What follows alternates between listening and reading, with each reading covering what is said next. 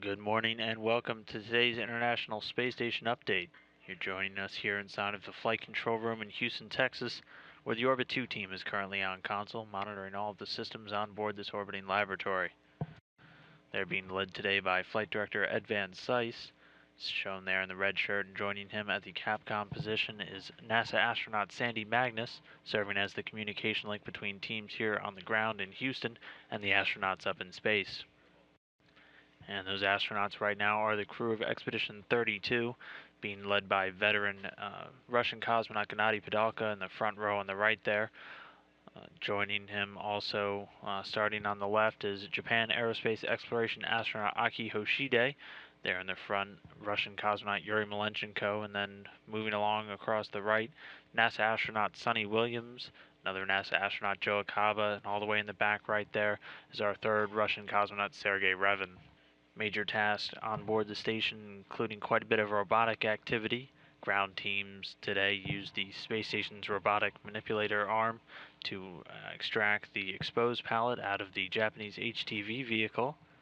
HTV being a unmanned cargo craft which docked with the International Space Station just a little bit over a week ago on July 27th, carrying a haul of both pressurized and unpressurized cargo to the International Space Station. This external pallet coming out of the unpressurized system being taken out by teams on the ground with the station robotic arm and handed off to the Japanese Experiment Module Remote Manipulator System, or the GEM RMS. Then following this handoff, astronauts Aki Hoshide and Joe Akaba then grappled and installed the external pallet onto the GEM exposed facility, an exposed pallet on the outboard portion of the Japanese experiment module, which allows different payloads to be exposed to the vacuum and radiation environment of deep space.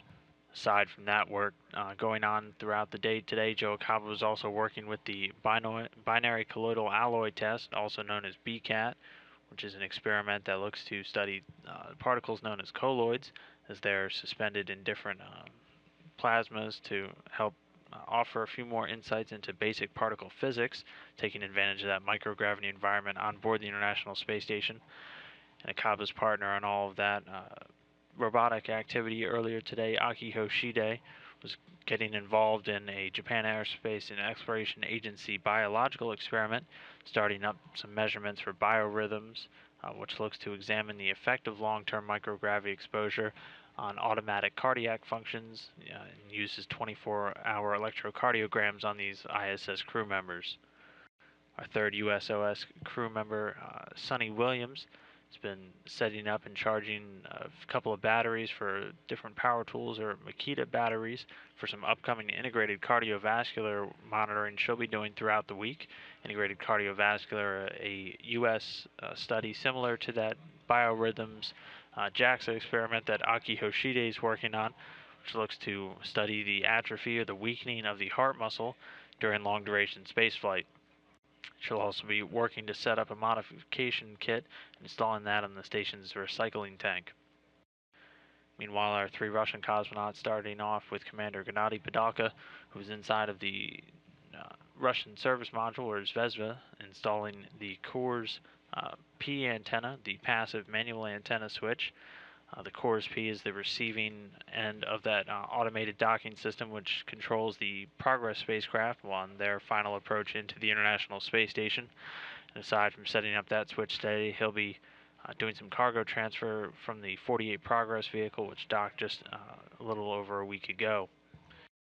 He'll also be updating the station's inventory management system, along with Yuri Malenchenko, who is also going to be giving him a hand with that cargo transfer from the 48 Progress vehicle.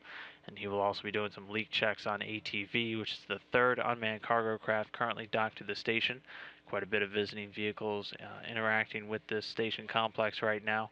ATV-3 all the way in the back there on the aft end of Zvezda. It's been attached to the station the longest out of the three unmanned craft, ATV, Progress, and HTV. So he'll be doing a couple of leak checks on that, with its undocking scheduled in the near future.